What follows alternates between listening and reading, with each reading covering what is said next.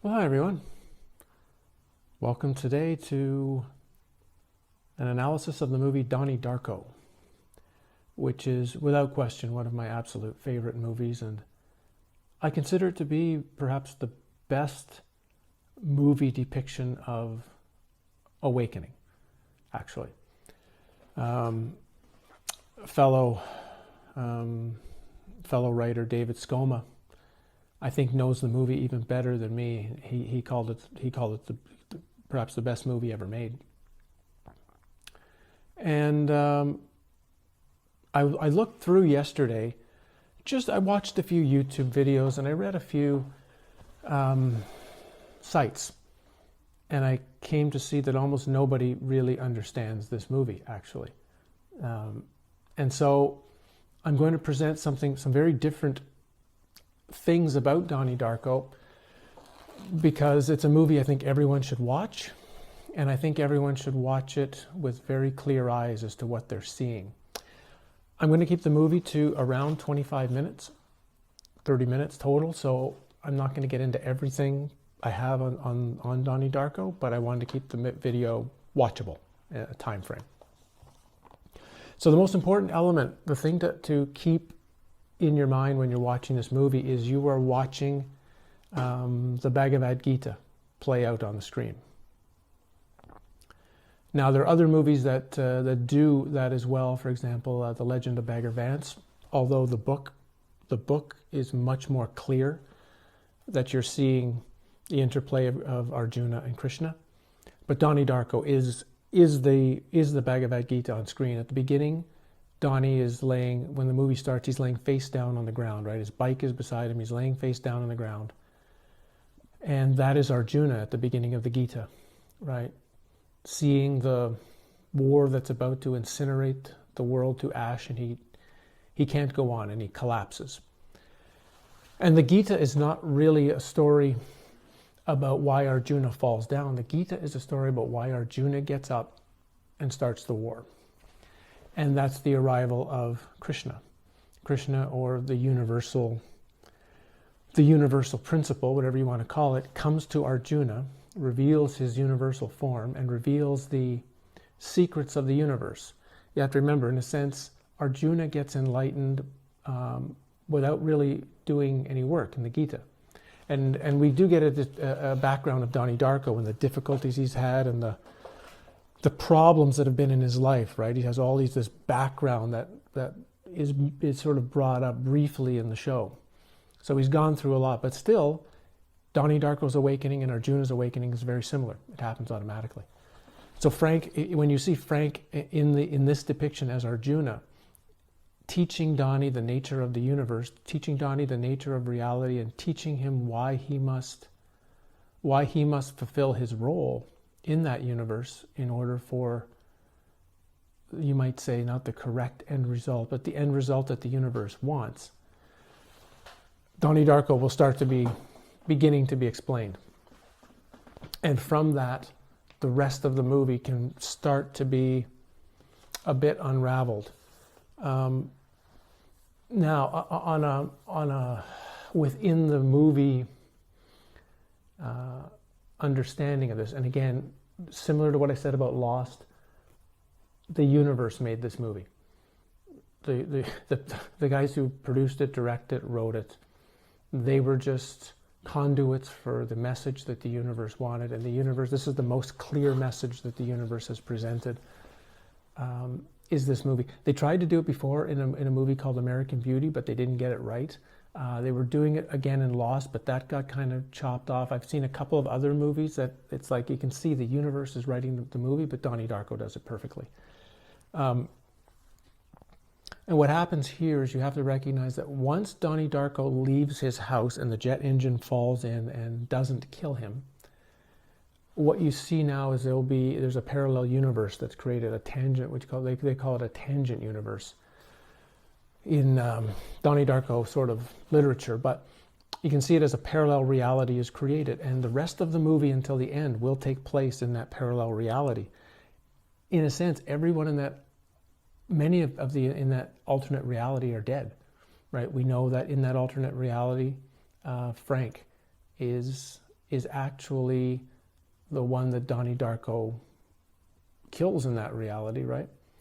And so Frank, you might say, is Arjuna in this alternate realm coming back to talk to him. But what you have to see is that the movie takes place in this separate reality where Donnie Darko is going to reveal to Donnie Darko everything that's going on in his current reality, the reality that he had been living in up to this point, and the reality he will die in, to understand the real story of that reality. So when you begin to see that you've got there's two separate universes going side by side, Donnie Darko gets to be explained a little bit better. So let's look at the numbers, which is a really interesting thing. Frank gives him a date, a time, as to when the universe will end. 28 days, 6 hours, 42 minutes, 12 seconds. So that's a really important series of numbers in this entire exchange. If you add all those numbers together, you get a sum of 88. And the year Donnie Darko is set in is 1988. And right away, the number 8 is going to appear over and over again in this movie, 8 being, of course, the number of Hermes, Thoth, right? The number of wisdom in a Hermetic tradition. And you're going to, like I say, you see this number 8. Donnie talks about his favorite movie being Back to the Future, and he loved how the DeLorean got up to 88 miles per hour. We find Donnie Darko's dog, Callie, died when she was 8. He jokes that Samantha can have kids when she's in the 8th grade. Jim Cunningham's house fire is extinguished sometime after 8 p.m. The movie takes place in the month of October, which, even though it's the 10th month in our calendar, should be, according to the word right in the Latin or origin, should be the 8th month, oct, 8th month. The film was shot the film takes place over 28 days of supposed film time. It was shot in exactly 28 days of real time. The director's cut has 28 scenes in the movie. The flight that the mother and the child board near the end of the movie, they get on at flight 2806, gate 42 at 12 a.m. And that there's a tie-in to Lost, because if you remember all of the numbers that were important in the Lost story, they show up as everything that had to do with Jack's flight, whether it's his gate, whether it's his ticket number, whether it's his seat, whether it's whatever, right? All those numbers portrayed in Jack's plane flight, just as the numbers portray in the flight there. If you take this a step back, if you look at what's known as a lunar sidereal month, so there's different kinds of lunar months, but one known as a sidereal, that is 27 days, 7 hours, 43 minutes, 11 seconds, which is the Donnie Darko numbers plus or minus 1 for each of them. So for some reason they're not wanting to indicate just a month or a specific lunar month, which would normally be 28 days. They're trying to clue in to this sidereal lunar month. Next thing about Donnie Darko to recognize is the movie is about the lack of free will. Now, people will fight that they have free will. This is the strangest thing about this reality, that people will fight to the death for the idea of free will, and will fight to the death with the idea that they can prove that they have it. And you can't, actually.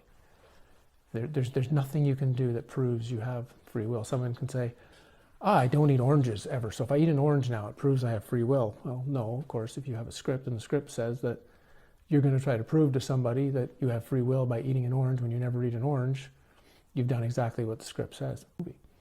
And so part of this for Donnie Darko is seeing that he is an actor in a movie, and by learning from Frank, that's what he is. He can fulfill his role perfectly. He can fulfill his role exactly as the script wants. No matter how insane or crazy it seems, Donnie Darko knows that the script is right. The script can't be wrong, right? In a sense, if you think of it as God created the universe, then if there's something wrong in the universe, then that you have to fix, then you're saying God's wrong. So this is a layer that's in Donnie Darko.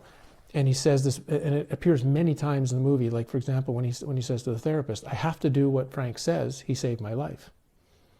So he's indicating that, and while he's saying it saved my life, he's of course meaning it in a sense that he's given him total awareness. He's given him total clarity. So he's of course in a state of confusion. Donnie Darko's not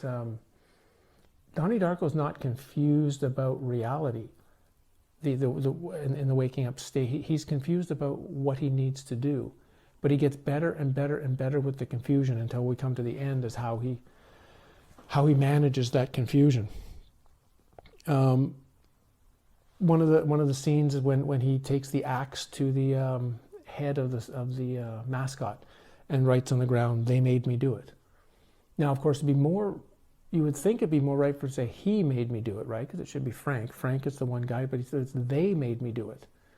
So that also alters who is this they that is influencing Donnie Darko? Or is he still at this point a bit confused and not knowing who or what is directing him in the universe? Another important conversation about this whole discussion of free will takes place about halfway through, where he has a discussion with Dr. Monatoff in the school over the time travel book that Monatoff had given him. And they're talking about, Monatoff is trying to hold to the free will idea. He's trying to hold to, we make our choices as we think we make our choices. And Donnie Darko says, that's true, but if you choose God's channel, which would mean the script that is presented for you, you couldn't possibly be in error no matter what you did. If you actually walked God's channel, I'm paraphrasing Donnie Darko, right? I haven't seen the movie for a while, but if you walk God's channel in this conversation, you would be without error. You could also say you'd be without sin. No matter what you did, you were actually following the path that your character has created. I'm not suggesting you should go out and, do something stupid, but I'm just saying that you can potentially step back now and look at insanity in the world at times around you and perhaps see, is that just insanity itself, or is the insanity built into the script? Does the script require insanity for something I can't, in my current non-clear state, be able to understand? But through Donnie Darko's eyes, he's understanding. Are you kind of getting how the universe is shaping the presentation of him? And of course, the end of that conversation, Monatoff stops it. As it starts to go into deeper, remember he stops it and he says, I have to stop this conversation. And when Donnie asks why, he says, because I could get fired. So there's also this sense of, there's like I say, this idea of free will, of total free will. And I think there are certain, I should paraphrase this, in that in my own belief structure, I believe that there are multiple channels, you might say multiple of God's channels for an individual. We talk about parallel reality. So you might have 1,000 channels that could be your lives. There's not just one specific only choice kind of thing, but you might be 1,000.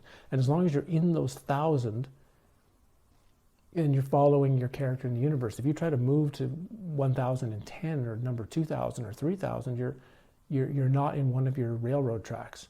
And it's going to be very, very tough slogging for you. It's going to be really, really difficult because it's going to be so easy and fun that you'll forget that you're not actually living your script. And in the end, that won't work out well either.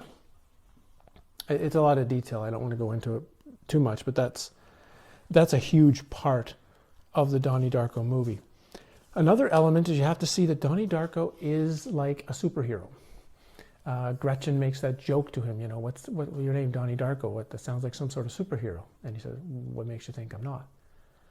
And Donnie Darko's already beginning to see, as his awakening process is happening, that there are powers and gifts that come to you when you awaken true nature, when you awaken past the separate self, past the personality.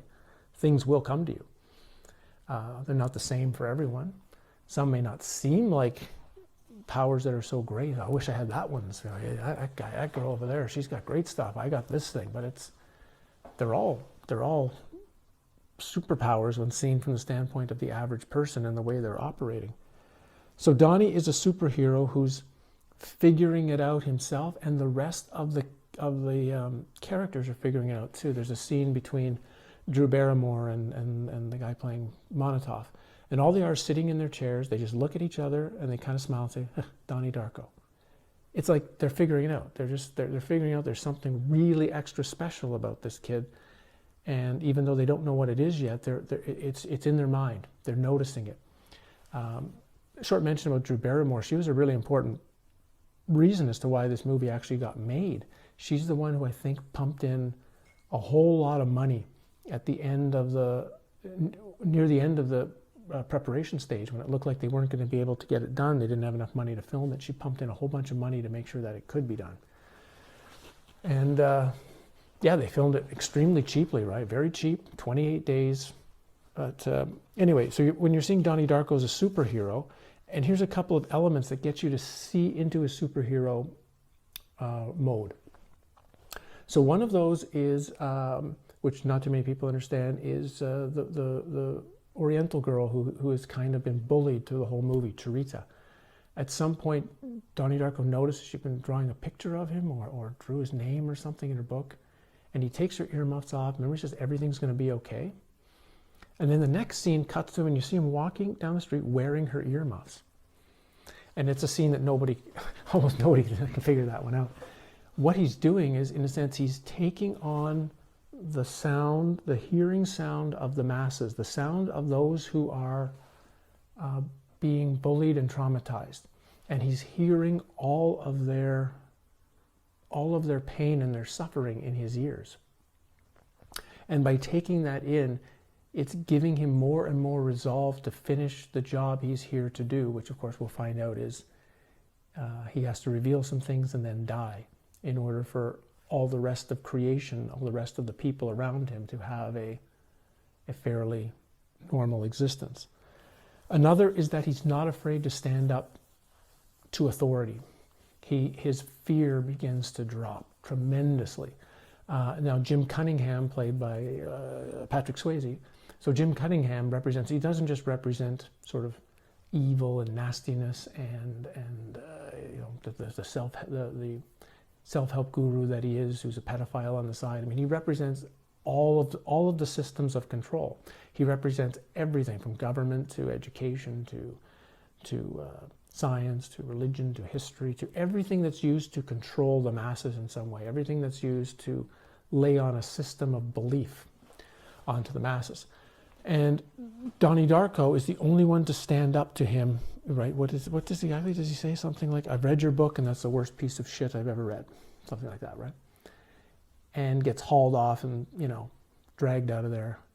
It's, again, he's not afraid to speak what he knows is true. And he's not afraid of the consequences at all of saying or acting the way he needs to act within the dream, to be able to act from the seeing of what's wrong with the dream.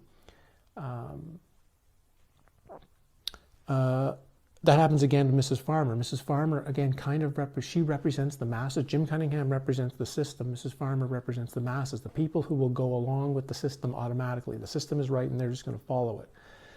And this comes clear in the life exercise where she talks about you have to make your choice. Is it love or is it fear? And that's the only two choices you have. And Donnie Darko's trying to, you know, you can't label everything that simply, because that's duality. She's talking about the material world only, which is only seen as dual things, right? Up, down, left, right, black, white, that kind of symbolism. And Donnie Darko's trying to say there's a third view, there's a third way of seeing reality. That's his point. And he's not afraid, again, to hammer her with that by just blasting the point across to her. So that's a really important piece of that scene there. Where am I at? 20 minutes. What else have I got to tell you about this movie? The book Watership Down, of course, is very important. I don't want to get into that. And the bunny rabbits linked to Frank the bunny rabbit. The whole grandma death element, Roberta Sparrow, her being a scientist and a teacher and a writer, and her comment that we all die alone. These are all Also important pieces. This, and remember, the message. Donnie Darko took it personally, took it sadly at first. We all die alone. We all die.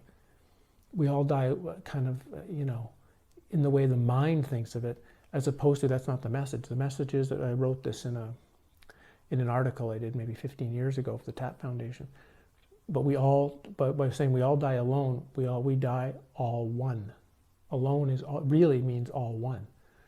When you're alone, you are actual. When you're all one, you are everything. You can't possibly be alone. You can't possibly be separate, because there's nothing to be separate from when you are all one. So we all die all one, which is true. You would die in complete totality. You don't die the way the mind takes that to mean death and separateness. There's death of separateness, which brings awareness of the all one. I'm just revealing layers of Donnie Darko for you to see what I think the universe is trying to get through the movie to the people watching it. Okay, let's get to the ending, which also seems to confuse people. So the ending really begins after Gretchen's been killed, and so Donnie Darko's he's had his experience with her. Sort of the last thing in the dream was this sensual moment with this woman who in the dream, Gretchen is the only one who really truly believes in him, right? Who believes there's something special about him and is willing to trust him. And so a part of his own awakening or his process of integrating what Frank's been teaching him, sort of the Frank moment, that leads back, I'll get back to the ending here in a second, but another key moment in this movie is in the movie theater when Donnie's getting upset with Frank and says, "Why do you wear that stupid bunny suit?" And he replies, "Why do you wear that stupid man suit?" And again, this is a reminder of what Frank is teaching him. Arjuna is teaching, or Krishna is teaching Arjuna that he's a fictional character in a movie, that he has roles to play, and that he needs to pick up his sword and start the war. Donnie needs to do the things Donnie needs to do, which on the surface looks insane, but that's what the script calls for him to do. That's what the script calls for him to do in order to create the better world that's going to come. And this part of it can, of course, be warped by egoic minds, that egoic minds can think, oh yeah, I need to do something really stupid and crazy to fix the world. No. The type of things Donnie Darko would have to do, I would assume would be very, very rare in this reality. And in fact, 99.9% of awakened people, a really high amount, they tend to not do anything in this reality. They tend to just sit there and be of help in very simplistic ways, because they kind of detach themselves from what's going on here. They see it as a movie, as a dream, right? So they just detach themselves from it, and they're an observer. They don't act or be a part of it, and that's a lot of what it seems like most awakening people's depiction is. They share some of what they know, and they just kind of stay out of everyone's business. Donnie Darko is just showing this understanding of reality and understanding the role called for into an most extreme way. So I'm just presenting that. But the end of the movie, so Gretchen's died. He's had his moment with her at the house, where they've had this, obviously some sort of sensual connection, which is sort of, completed something inside of him in the reality. They go to the house, they have the experience. Frank is killed, she's killed, and he takes her to the mountaintop. And at the mountaintop, we see him start smiling and kind of laughing, because this is the moment that, the moment on the mountaintop, that's the awakening moment, right? The moment of total awareness. Now, Frank has showed him what he needs to show him. He uses some sort of telepathic power, or at this point he's gained like control of the dream. He knows he can manipulate the dream if he wants to, and I think it's his own mind that tears off the jet plane engine, which happens to be his mother's plane, right? But tears off the jet plane engine, and that's going to be the thing that ends the dream, ends the tangent reality, the parallel reality. And when he looks at Gretchen in the car, and it's sort of like, all of his appreciation for her can come out at that moment. He knows he's seeing her dead, but he knows she's going to live soon. He's not. He knows he will soon be the one that's in the alternate reality. He will die, she will live. And remember, she says he's so happy to know that the beauty she'd wanted him to see in the world, he's finally seen it. He's finally seen it, and he's hoping she's going to now be able to experience it in her life, of course, without him. He wakes up, or we see him wake up, or now all of a sudden he's in his bed. We don't necessarily see the movement per se if he actually drives home and there's a switch of some kind, but he's in his bed and he's laughing. He's laughing profusely. And this incredible laughter and joy, even though his death is coming in seconds, is the totality that he's taken in and the absurdity of this entire experience, because the experience of being human in this unbelievably insane, poorly designed, fucked up reality still has some underlying beauty to it, even though it's set up as insane, and this sense of the whole thing was laughable, right? The jet engine comes, he dies, you get the music that plays, Mad World, great song, and different from the way Tears for Fears, right? They were the original ones who had it. They kind of played it as an upbeat song, and the singer who sings it here plays it as a very melancholic type way, which I think suits the lyrics better. And then you see that in the scene you have all these little awakening. All these people are seeing the tangent universe now themselves, and all the lies they had been holding about the way the world was in themselves and the way they were seeing things and their belief structures are all popping at the same time. Now I say this, if I don't have time for this, but if we went through the movie American Beauty, with the goofball Kevin Spacey, but if we go through that movie, it matches really similar to Donnie Darko. It matches really similar to Donnie Darko. How it starts, what's there, a lot of the symbolism, and how the movie ends. Just watch the final 5 minutes of both of the movies, and you'll see that the camera angles and the structure and the way things, this little thing of moving from person to person to person, and they all have their own individual little awakenings at the end. It's really similar. These two movies are actually really similar.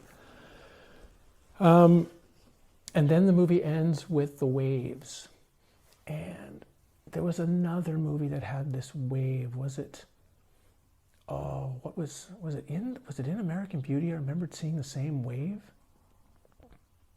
Might have been somewhere in that movie. But anyway, the waves at the end, right, when the kid on the bike is there, and there's Gretchen, she showed up, and they're looking at the mom smoking in the corner, totally depressed that her son's dead, and then there's this moment of recognition between Gretchen and the mom, that there's, and again, it's like the tangent universe is bleeding through a bit. The tangent universe is sliding in, and this wave is this unknown recognition of connection through parallel reality. The whole talk, when I did that thing about parallel realities, and there's pieces of what you might say my other lives and other experiences that bleed through into this one. People that I have a really close connection to, even though I don't know why I have a connection to them. It's from these other realities where you have had deep and all sorts of experiences with them, and it kind of bleeds through. And